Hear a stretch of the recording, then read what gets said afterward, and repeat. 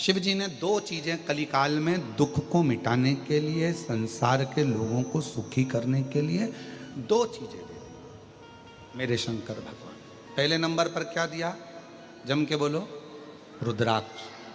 और दूसरे नंबर पर शिव पुराण की कथा कहती है भगवान शंकर का कलिकाल के लोग, कलयुग के लोग, संसार के लोगों के पास इतना बल नहीं रहेगा, तप नहीं रहेगा, साधना नहीं रहेगी, इतनी तपस्या नहीं कर पाएंगे, तो ये मेरा पाशुपत्य अस्त्र नहीं ले सकते, पाशुपत्य योग भी नहीं कर सकते।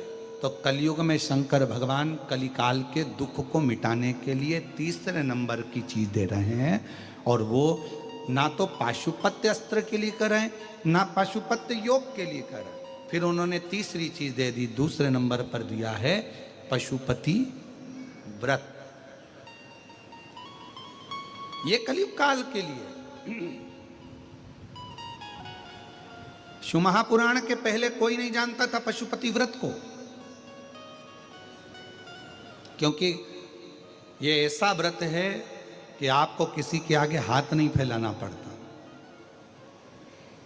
ये ऐसा व्रत है जिसको मनुष्य जब चाहे तब किसी भी सोमवार से चालू कर सकता है। 5 सोमवार का ये व्रत होता है।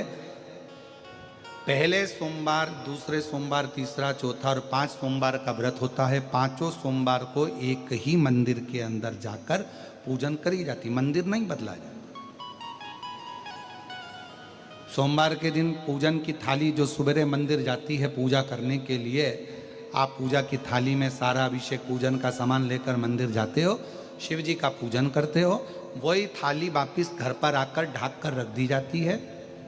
शाम को फिर वही थाली वापिस प्रदोष काल में पूजन के लिए जाती है।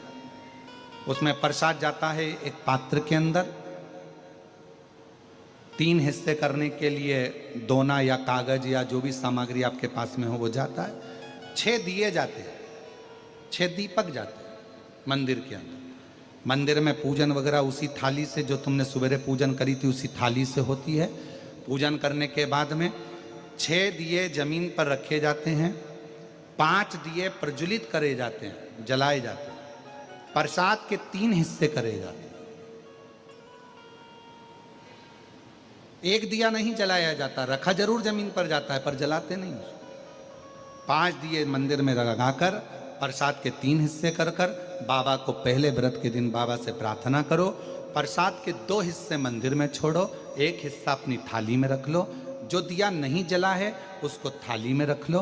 बाबा को प्रणाम कर कर, बाबा आज मेरा पहला पशुपति व्रत है, बाबा स्वीकार करना।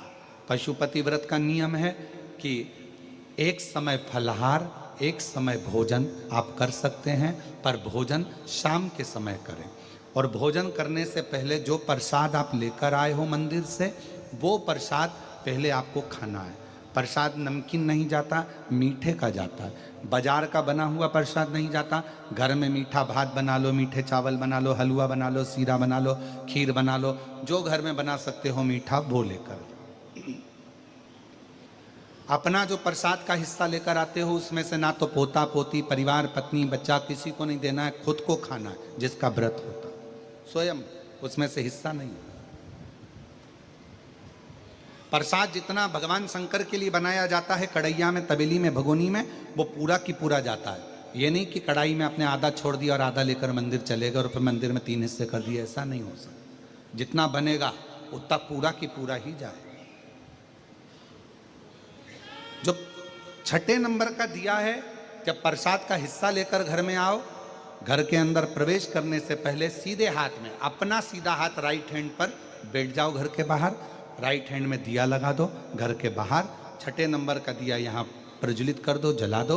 बाबा को प्रार्थना कर कर घर में प्रवेश कर जाओ। प्रसाद का जो हिस्सा है भोजन करने से पहले वो खाओ, फिर भोजन करो, सात्विक भोजन करिए। ऐसे 5 व्रत होते हैं। बीच में अगर रजो